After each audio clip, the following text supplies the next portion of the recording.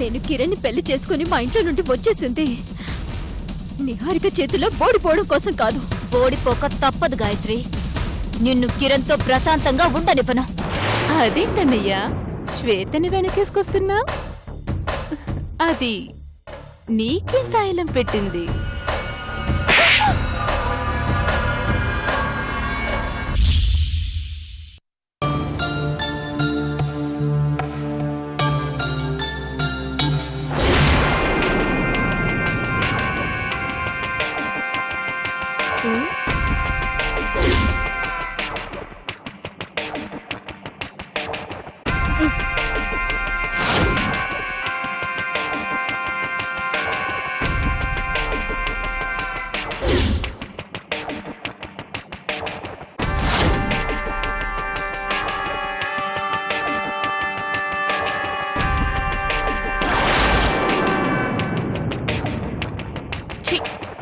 చచ్చే ఎలోకనున్నాడో గాని ఈయన గారు చూపే చాలా తేడారా బాబోయ్.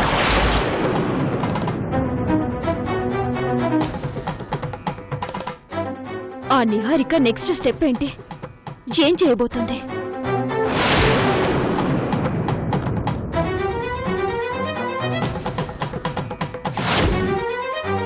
నిహారిక నా మీద ఎందుకు పగబట్టిందో తెలుసుకోవాలి. ఆ వంశీకాడు బతుకున్నాడని నిరూపించాలి. నిహారికను బయటికి గెంటేయాలి.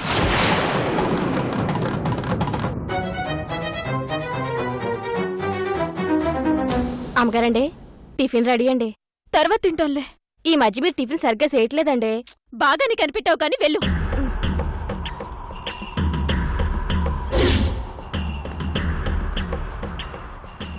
అమ్మగారండి, ఏంటి?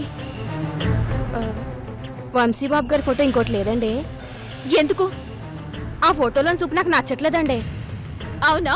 అయితే వాడికే ఫోన్ చేసి మంచి ఫోటో ఒకటి పంపించమని చెప్పు. సచ్చినోడికి ఎలా ఫోన్ చేస్తావు అమ్మగారు? విసిగించకుండా వెళ్తావా?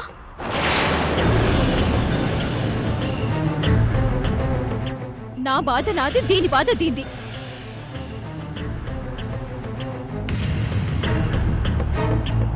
అయ్య బాబు, ఇవి చాలా పద్మా, నాకు లోపల చాలా పనుందమ్మా.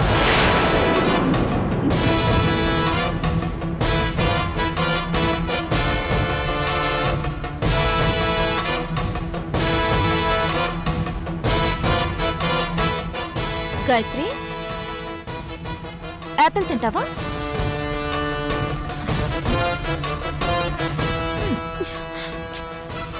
An apple a day keeps doctor away. హెల్దీగా ఉంటావు.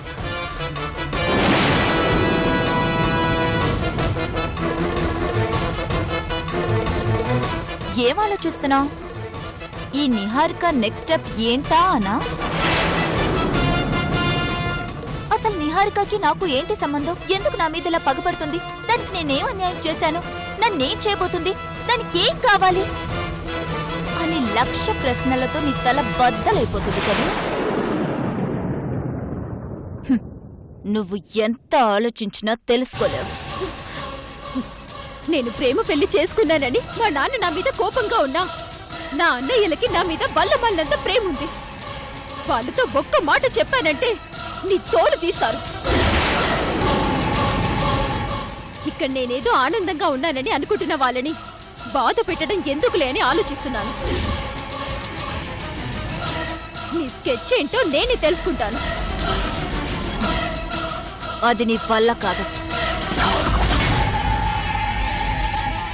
నా స్కెచ్ యొక్క ముఖ్య ఉద్దేశం ఏమిటంటే, ఎంతో క్లోజ్గా, ఎంతో ప్రేమగా, ఎంతో ఎఫెక్షన్తో ఉండే కిరణ్ గాయత్రులు విడిపోవాలి.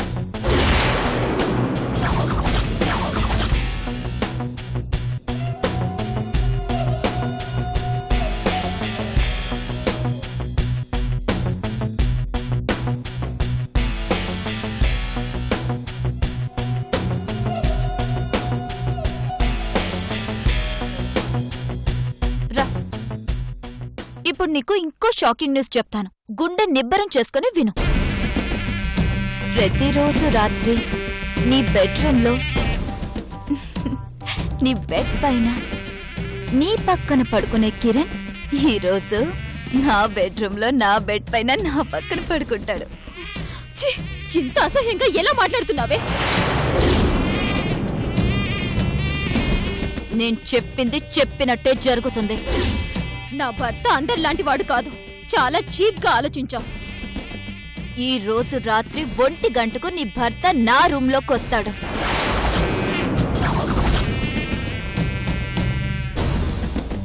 అది నువ్వు చూశాక మాట్లాడుకుందాం.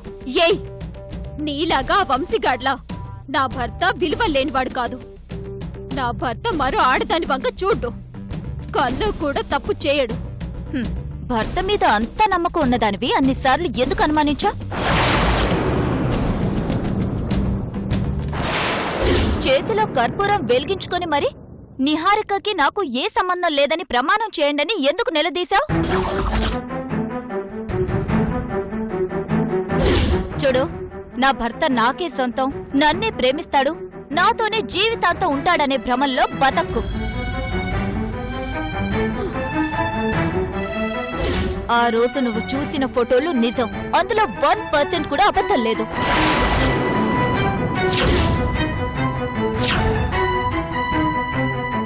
ఈ పాటికి నాకు కిరణ్ కి మధ్య ఉన్న రిలేషన్ గురించి నీకు క్లారిటీ రావాలి. రాలేదంటే నీ అమాయకత్వం. అయిపోయిందా నీ సోది? ఇంకేమైనా ఉందా? ఆ వంశీగాడు బతుకున్నాడని తెలియనంత వరకు నేను నా భర్తని అనుమానించానన్నది నిజం. ఎప్పుడైతే మీరు బతుకున్న మనిషిని చనిపోయినట్టు డ్రామా ఆడారో అప్పటి నుంచి నా భర్తని అనుమానించడం మానేశాను. ఇకపై మీరు ఎన్ని డ్రామాలాడినా నా భర్తని అనుమానించను. నీ నమ్మకవే నీకు శ్రీరామ రక్ష. నమ్మకం ఎంత విలువైందో నమ్మక ద్రోహం చేసే మీలాంటి వాళ్ళకేం తెలుస్తుంది? ఎంతమంది వంశీలు నిహారికలొచ్చినా నన్ను నా భర్తని విడదీయలేరు. పిచ్చిదనా, ప్రతి భర్త భార్యకి శ్రీరామచంద్రులాగే కలరిస్తాడు. అద్దంలో కనిపించే ముఖానికి అంతర్ముఖానికి చాలా తేడా ఉంటుంది. నీలాంటి వాళ్ళకి కొంచెం లేటుగా తెలుస్తుంది. మళ్ళీ చెప్తున్నాను, జాగ్రత్తగా విను. ఈ రోజు రాత్రి సరిగ్గా 1 గంటకు నీ భర్త నీ బెడ్రూమ్ నుంచి నా బెడ్రూమ్లోకి వస్తాడు. అప్పుడు కలిసి మాట్లాడుకుందాం. అది నీ కళ. నువ్వు చూశాక అయ్యో ఇదంతా పీడకలైపోతే బాగుండేది దేవుడా అని ఏడుస్తావు. ఛాలెంజా? ఓడిపోతానని భయం లేదు. ఛాలెంజ్ ఎందుకు? ఓవర్ కాన్ఫిడెంట్ గా ఉన్నావు. రాత్రికి డిసప్పాయింట్ కావద్దు. ఈ రాత్రికి నీ మొగుడొచ్చి నా పక్కన పడుకుంటాడు. ఇది ఫిక్స్. బాయ్.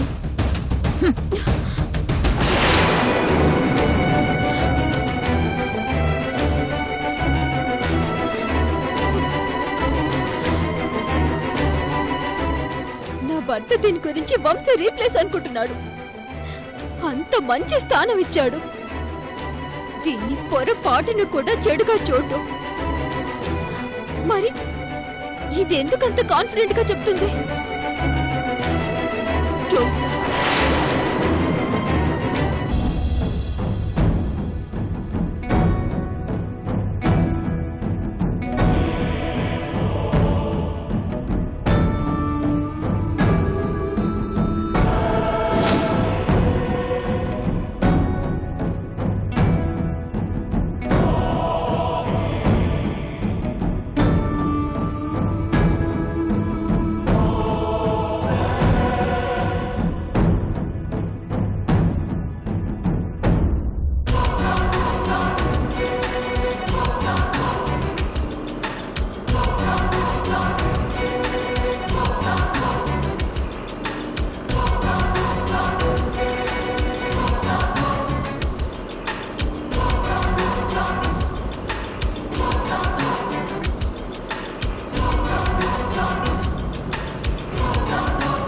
మేరేకొచ్చినావప్ప.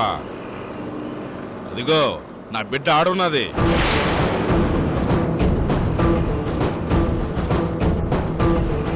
సిద్ధప్ప, అప్పా ఊరెంతా జనమంతా అన్నది లెక్క కాదు. పట్టిన కత్తి పట్టు జారకుండా ఉండాలి. అలాగే అప్పా.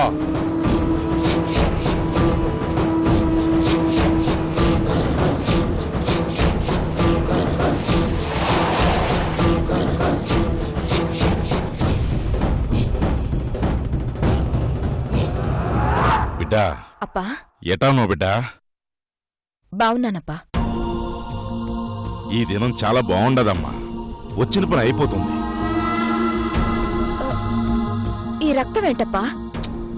వచ్చే దారిలో ఒకడు ఇసికించినాడమ్మా. ఒక కేటేశా. నెత్తురు కదా, తొందరగా పోదు. పద తల్లి.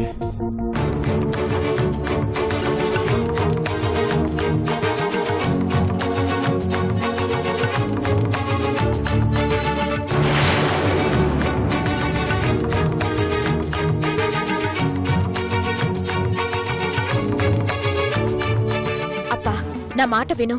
భీమవరం గాలి ఏసీ లెక్క చాలా బాగుందమ్మా. అది కాదప్పా.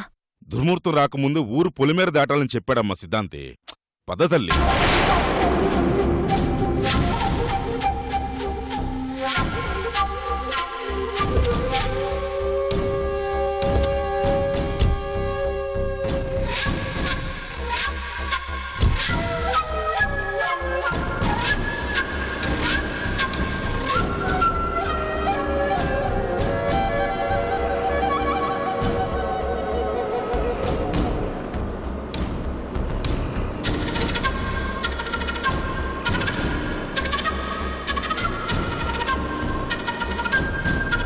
కోడల్ని ఎప్పుడెప్పుడు చూస్తానని తెగ ఆరాటంగా ఉంది తల్లి.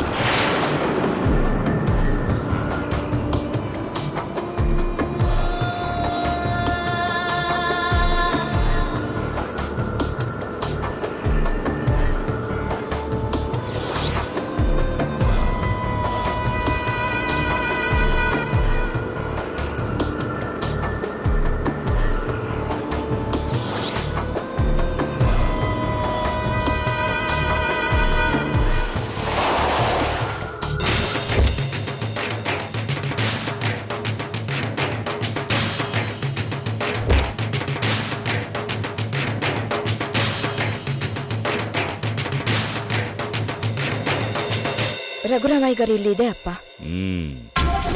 జడ్జి కదా, తెలివిగా పకడ్బందీగా బాగానే కట్టుకున్నాడు ఇల్లు. అప్పా మేముండేది ఆ అవుట్ హౌస్ లో. నందీశ్వరా, వచ్చిన పని విజయవంతం చెయ్యి. అప్పా వద్దప్పా, ఆ, ఈ ఒక్కసారికి నా మాట విను. ఈ పని చెయ్యాలనుకుంటే నేనెప్పుడు పిలిచేదాన్ని. శశమ్మ ఎందుకు భయపడతావు? సిద్ధప్ప ఆవేశపడకు. ఏం చెయ్యాలో నాకు తెలుసమ్మా. ఇంటి దాకా వచ్చాక ఇంకా ఆలోచనంది. అన్నీ చూసుకోవడానికే నేను వచ్చింది. ఇన్ని రోజులు మీరు చేయలేని పని నేను ఎట్టా చేస్తానో చూడండి. కోడల్ని తీసుకెళ్తున్నావు అంతే.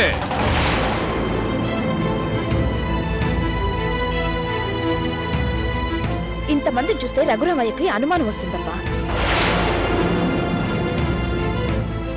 ముందు తమ్మా దగ్గరికి వెళ్దాం. ఏం చెయ్యాలో కూల్గా ఆలోచిద్దాం. నా మాట వినప్పా, లేదంటే ఊరంతా గోలగోలైపోతుంది. రఘురామయ్య ఇంట్లో దొంగపడ్డాడనే అనుమానం వచ్చినందుకే ఊరంతా నిద్రలేచింది. ఇది సమయం కాదప్పా. తమ్మ దగ్గరికి వెళ్దాం పద. ఇప్పుడు నేను చూడాల్సింది నా కొడుకుని కాదు, నా కోడల్ని. పద వెళ్దాం. రేయ్, అయ్యా కార్లో వాటర్ బాటిల్ ఉంది బట్రా. అట్నే అయ్యా. సిద్ధప్ప, అప్పా జీబులో కవర్ తీసుకురా. అట్నే అప్పా.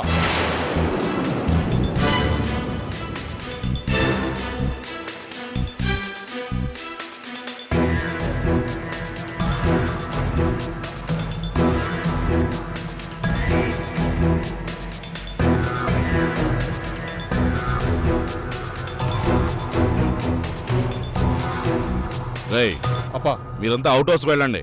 అలాగే అప్పా. రా తల్లి.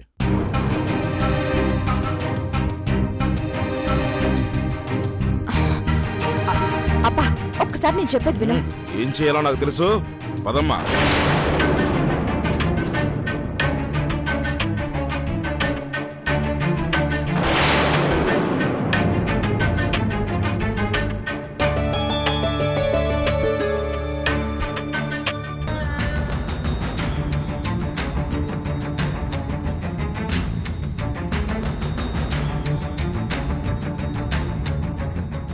ఏమైంది తమ్ముడు?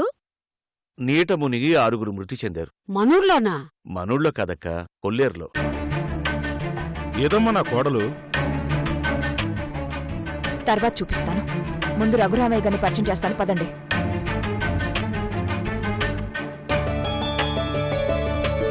అంకుల్,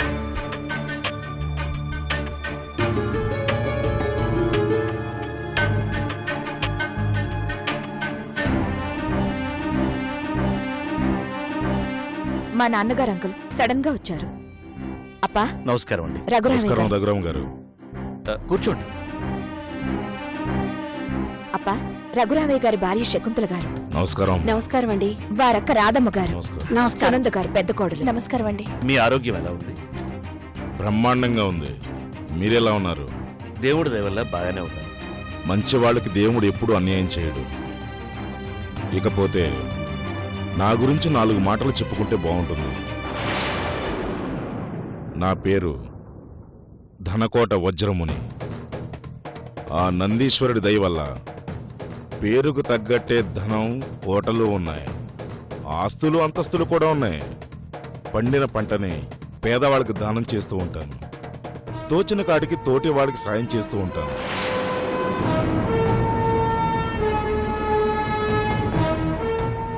నా వల్ల నలుగురు సంతోషంగా ఉండాలి, 4 ఊళ్ళు బాగుపడాలనేదే నా సిద్ధాంతం.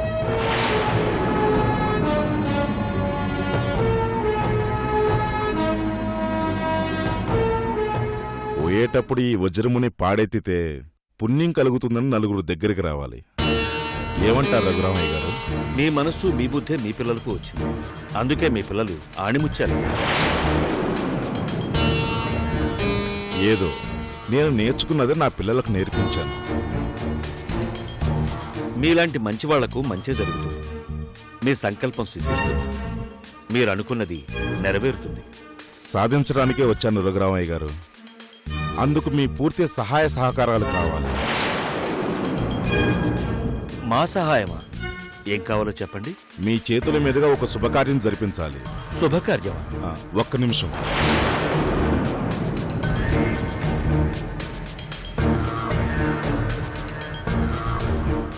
నా కొడుకు రిషినంద పెళ్లి రఘురామయ్య గారు. పెళ్ళంటే అప్ప ఏం ప్లాన్ వేసుకొచ్చాడో. రిషికి పెళ్ళా? అవునమ్మా. ఏంటి ఇంత సడన్ గా? మాతో ఒక్క మాట కూడా చెప్పలేదు. అంతా చాలా హడావిడిగా అయిపోయిందమ్మా. నేనే ఫిక్స్ చేశాను. అమ్మాయి ఎవరు? పెళ్లి కూతురు మీ కోడలే రఘురామయ్య గారు.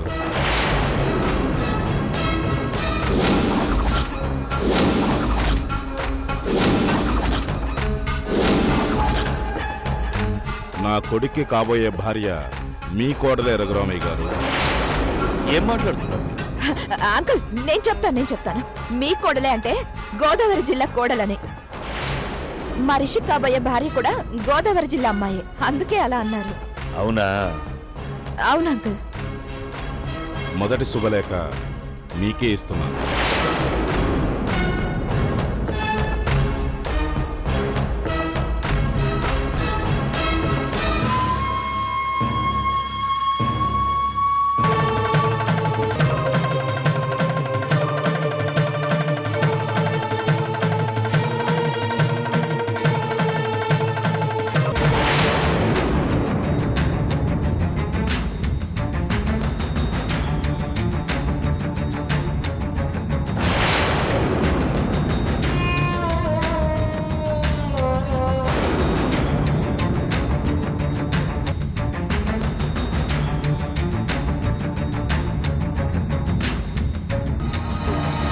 ఇంతకీ అమ్మాయి ఎవరో ఏ ఊరో చెప్పనే లేదు. దూర బంధువుల అమ్మాయి. వాళ్ళది కాకినాడ. ఆ అమ్మాయి బాగా చదువుకుంది. మా రిషి కూడా బాగా నచ్చింది. అందుకే ముందు వెనక ఆలోచించకుండా ముహూర్తాలు పెట్టించేశాను. ఇక్కడే ఉన్నట్టు ఇవన్నీ ఎప్పుడు జరిపించేశారు? నేనెప్పుడూ అంతేనమ్మా. ఏది చేసినా సైలెంట్గా చేసుకుంటూ వెళ్ళిపోతూ ఉంటాను. ఇదేంటి పెళ్లి ద్వారకా తిరుమలలోనుంది? అవును రఘురామయ్య గారు, పెళ్లి ద్వారకా తిరుమలలోనే. వచ్చే గురువారం ఉదయం 11:12 బీదర్లో బంధువులందరినీ వదిలేసి ఇక్కడికొచ్చి పెళ్లి చేయడమేంటి? తరతరాలకు సరిపడే ఆస్తులున్నాయి కానీ నాన్న వాళ్ళు ఎవరూ లేరమ్మా. ఇప్పుడు మాకున్నది మీ కుటుంబం మాత్రమే.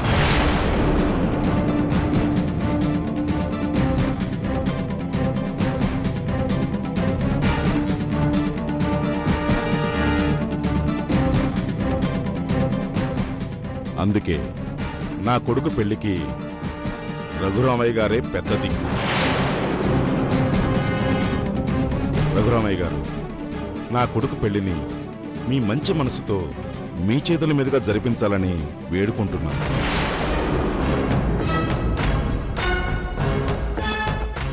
మాకు సంపదున్న సాంప్రదాయాలు తెలియదు. మావన్నీ కొంచెం నాటు పద్ధతులు, మొరటు ఆచారాలు. అందుకే మీలాంటి పద్ధతి, కట్టుబాటు, ఆచారం కలిగిన కుటుంబం దగ్గరుండి ఈ పెళ్లి జరిపిస్తే మా వియ్యంకులు కూడా సంతోషిస్తారు. చాలా పెద్ద బాధ్యతనే నాపై వేస్తున్నారు. రఘురామయ్య ఈ గ్రామాన్ని తన శిరస్సుపై మోస్తున్నాడని మీ ఊరి వాళ్ళు, నా పిల్లలు మీ గురించి చాలా గొప్పగా చెప్పారు.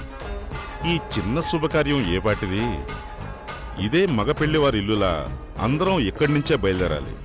పెళ్లికి ఏం కావాలో అన్నీ మీరే చూసుకోవాలి. నా మాట కాదనరుగా? ఏంటప్పా ఇది? నాకు పెళ్ళేంటి? పెళ్ళేనప్పా. ఎవరితో? దీంతోనా? కాదప్పా, ఓటలితో. అదెలా జరుగుతుంది? అలా చెయ్యలేకపోతే ఈ మీసం తీయించుకుంటా, గుండు కొట్టించుకుంటా.